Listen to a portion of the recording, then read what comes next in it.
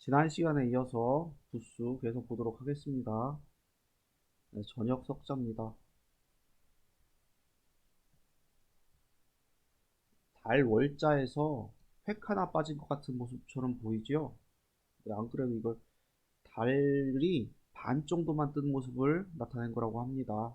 달이 반 정도 떴을 때 그 시기가 저녁이다. 그래서 저녁 석자. 그래서 이 글자 저녁 석자가 두 번 반복되면 네, 날이 많다. 그래서 많을 다자다.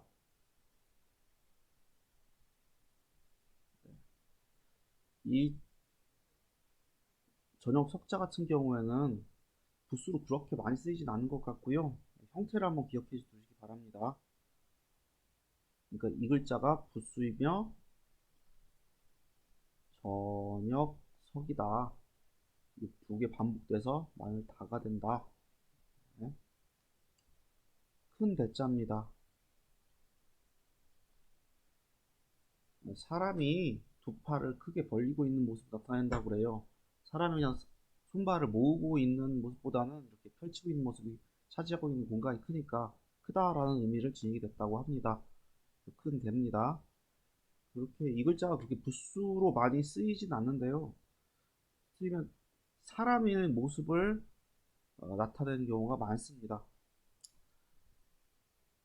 네. 이 글자 같은 경우에는 이렇게 사람이 있으면 그 위에 하늘을 나타내는 겁니다. 하늘, 천. 이 큰 대자가 부수가 됩니다. 이 글자에서. 또 여자입니다. 여자가 무릎 꿇고 앉아있는 모습을 나타낸 거라고 합니다. 당연히 여자와 관련된 자의 부수로 많이 쓰입니다. 이제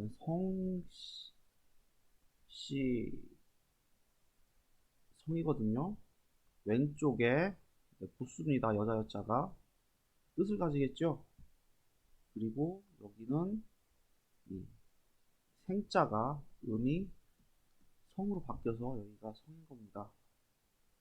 그러니까 성씨라는 것이 그러니까 사람들끼리 같은 거잖아요. 네. 이거에 그러니까 그 성씨라는 게 모계 사회일 때, 어, 지금은 아버지의 성을 받는 게 일반적이지 않습니까? 근데 이때 이 글자 만들어질 때만 해도 모계 사회라서 어머니의 성을 받는 게, 그 성씨였다. 그래서 이 글자 만들어질 때 여자가 부수로 쓰인 거다라는 의견이 있습니다. 그런 주장이 있어요. 그리고 이 글자 같은 경우에는 아들 자자입니다. 어, 글씨가 그러니까 대략 한 이렇게 생겼었습니다. 아기를 나타낸 거예요. 그러다가 이런 식으로 글자가 바뀐 건데 뭐 꼭 아들뿐만 아니라 아들 자식 딸 자식 다 아기를 나타낸 거예요. 네, 당연히 아들과 관련된 자의 부수로 많이 쓰입니다. 네, 손자, 손자입니다. 여기 아들 자자 부수 쓰인 거 보이죠? 그러니까 손자는 아들의 아들이죠. 그래서 여기 요게 그러니까 실이 계속 이어져 있는 모습을 나타낸 거라고 합니다. 네, 손자입니다.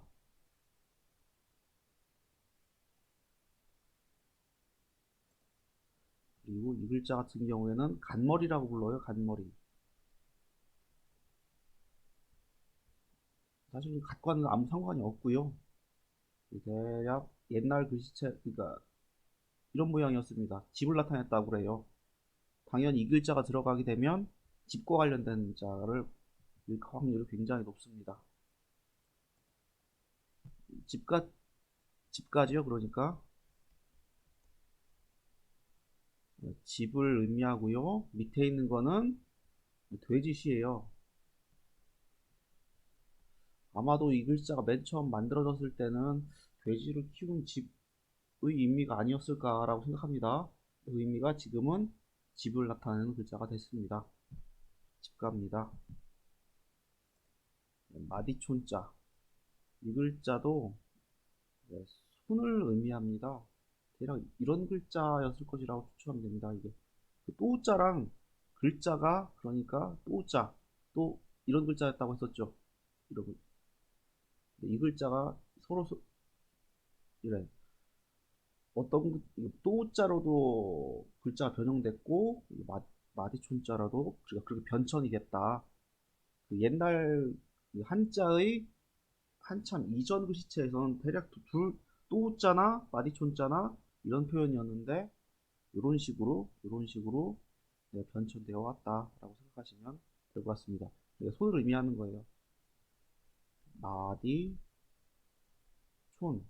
실제로 이 글자가 부수로 쓰이는 일은 그렇게 많지는 않고요. 보통 그냥 부수를 보조하면서 음을 나타내거나 뭐 그런 역할을 더 많이 합니다.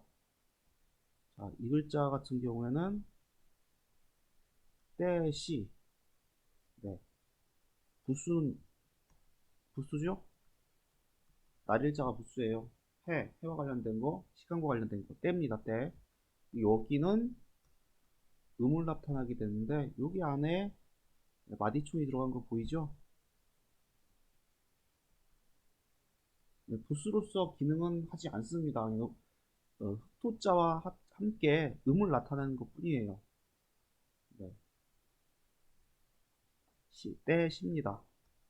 그리고 작을 소자, 작은 모양을 나타낸 거라고 합니다. 근데 이 글자 같은 경우에는 이렇게 단독을 쓰면 작을 쏘고요. 많이 쓰입니다. 그런데 부수로는 그렇게 많이 쓰이진 않고요. 네, 글자 안에서 그냥 작다는 뜻도 그렇게 가지지 않습니다. 예를 들자면 이 글자 여기 작을 숫자 들어간 거 보이죠? 이 글자 작다는 뜻과 아무 상관이 없습니다. 그냥 이 글자 서울 경이에요. 언덕 위에 뭐 큰 집이 있다. 뭐 그래서 그 높은 곳이 뭐 발달한 곳이다. 발달한 곳, 뭐 나라의 수도이다. 뭐 이런 그래서 뭐 상형자라고 합니다. 모양을 본떠 만든 글자라고요. 서울 경입니다. 작을 소자가 들어갔지만 작을 소자와는 아무 상관이 없다. 위에 이 돼지 해머리가 부수인데 네, 이 글자 자체가 상형자이기 때문에 돼지 해머리와도 큰 관련이 그 뜻과도 뭐 그렇게 큰 관련은 없는 것 같습니다.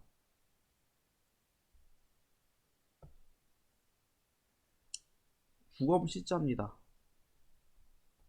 이름이 주검시지만 그러니까 시신보다는 그냥 사람의 모습을 나타냈다라고 생각하시면 되겠어요. 그 사람이 뭐 이렇게 앉아 있는 모습이라고 많이 그런 식으로 풀이한 경우가 많더라고요.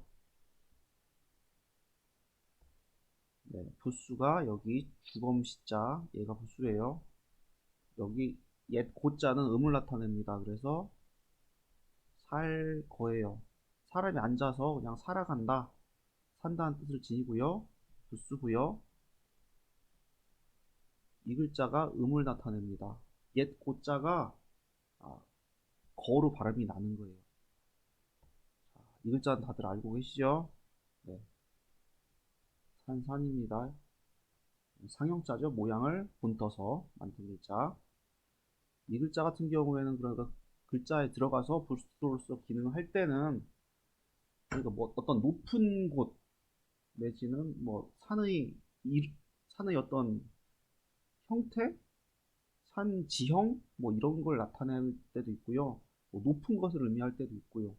그럴 때 붓으로 쓰이게 되면 보통 그런 뜻을 나타내는 자에 붓으로 많이 쓰입니다.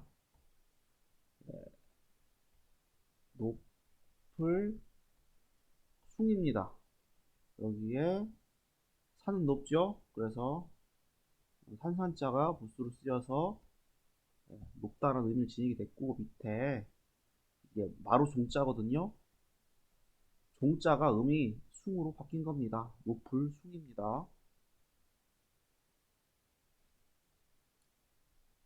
그 다음 볼 글자 네, 장인, '공자입니다. 이 글자 같은 경우엔 단독으로 쓰면 장인 공자고요. 한자 속에서는 보통 음을 많이 더 담당해요. 네. 이 글자가 이런 식으로 글자 안에서 뜻을 뭐 장인이라는 뭐 그러니까 어떤 장인 공자에 해당하는 그 의미를 나타나게 가진다기보다는 들어가서 공이라는 발음을 나타냅니다. 부수는 이 힘력자가 부수예요. 네. 그래서 이걸 공공, 네. 공업공, 업적공 이렇게 할 겁니다.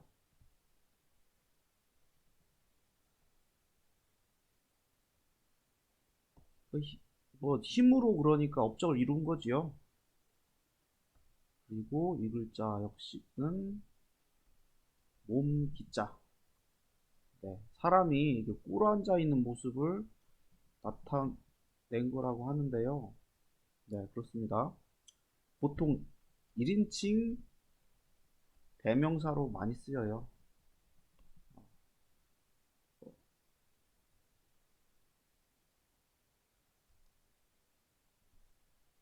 근데 이게 보통 글자 안에서 부수로 쓰이기보다는 음을 나타냅니다. 기록할 기자입니다. 말씀 원자가 부수로 쓰였고요. 이 몸기자는 몸과 나무 몸이라는 의미 지니지 않고 음만 나타낸 거예요. 기록하다. 기자입니다. 이 글자 같은 경우에는 네, 어떤 실타래를 의미한다고 하는데 작을 네, 을 요자라고 합니다. 실의 끝은 실을 나타내는데 그 실의 끝 이렇게 표현한다고 하는데 작은 것을 뜻한다고 합니다. 그런데 이 글자 같은 경우에는 그렇게 붓으로 많이 안 쓰여요. 그냥 모양만 가집니다. 주로 글자에 쓰일 때는 이 글자 단독으로 쓰이지도 않고요. 혼자서 쓰이지 않습니다. 글자 안에서 그 일부의 모습으로 나타나 있는데 작다는 의미 안 쓰입니다. 거의.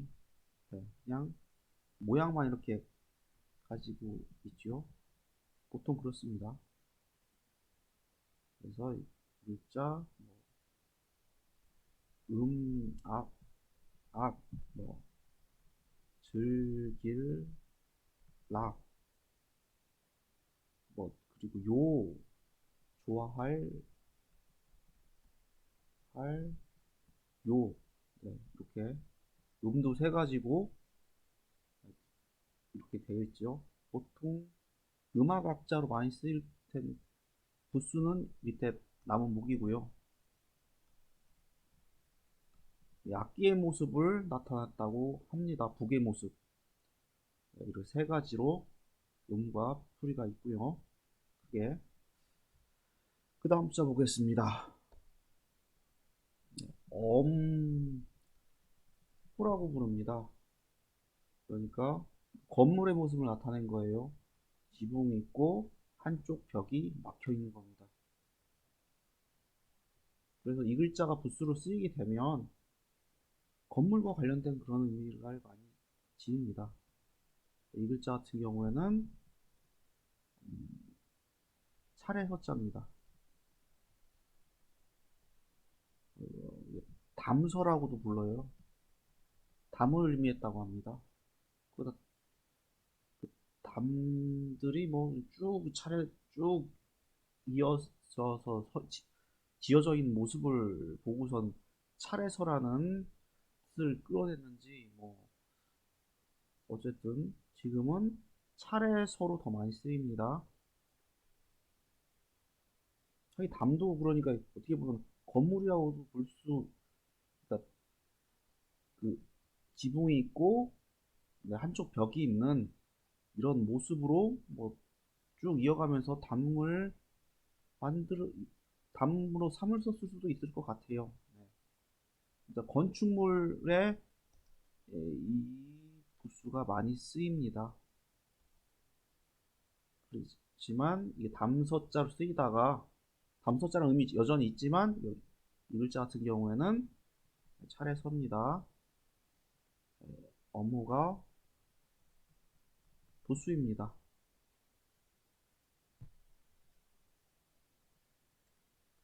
그리고 볼 글자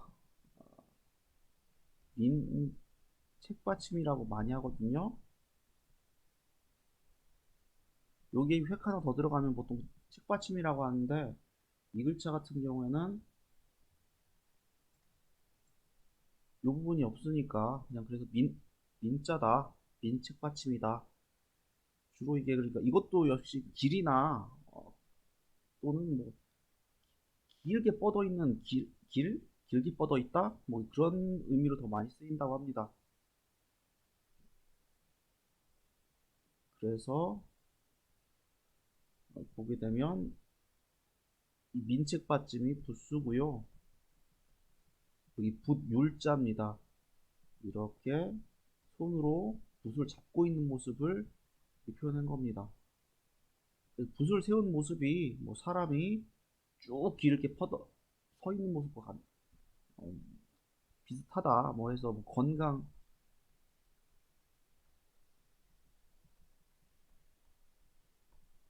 건강할 뭐 이렇게 풀이도 하는데 다소 그러니까 좀 억지가 좀 더 있는 것도 같습니다. 네. 길게 뻗어 있는 것과 관련이 있다고 하는데 요거를 이 지금 현재 쓰인 건강한 건자로 풀이하는 데는 좀 약간의 다소 좀 무리가 있는 것도 같아요. 건강할 건자입니다. 그러니까 설명을 좀 드리자면 부수의 뜻과 그리고 그 현재 그 부수를 삼고 있는 글자가 어, 반드시 그 부수와 아주 뜻이 아주 그냥 굉장히 밀접하게 관련돼 있지 않은 경우도 종종 있어요. 아무래도 글자가 만들어지고 계속 어떻게 해야 할까요? 여러 사람들에 의해서 사용되면서 뭐 의미가 좀 덧붙여지기도 하고 약간 변하기도 하기도 하거든요. 그렇기 때문에 부수와 그 글자가 아주 꼭 딱 맞아떨어지게 그런 의미를 가진 경우가 아닌 경우도 있습니다. 네. 네. 활공자입니다. 당연히 활과 관련된 자의 어떤 활의 특성과 관련된 자의 부수로 많이 쓰입니다. 당길 인입니다. 견인하다 그러니까 인인데 이 글자 같은 경우에는 활이 그냥 있는 모습이고 글자 활을 당겨서 팽팽해진 모습을 나타냈다고 하는데 네 그렇습니다. 네, 당길 인자입니다. 그리고 이 글자 같은 경우에는 네, 단일 행자에서 왼쪽만 오른쪽을 이렇게 날려버리고 왼쪽만 축약해서 표현했다고 합니다. 인변이랑 비슷해서 두인변이라고도 해요. 물론 사람과 아무 상관이 없고요.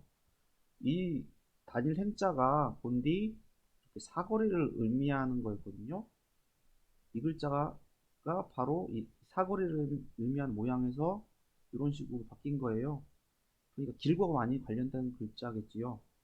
근데 여기서 이 오른쪽 부분을 날려버리고 이 부분만 남겨서 길과 관련된 자에 많이 쓰입니다. 자, 여기에서는 두인변이 부수고요. 오른쪽에 이 부분이 떼시자와 오른쪽 부분이 동일한데 여기서는 음이 시가 아니라 여기서는 대로 발음이 납니다.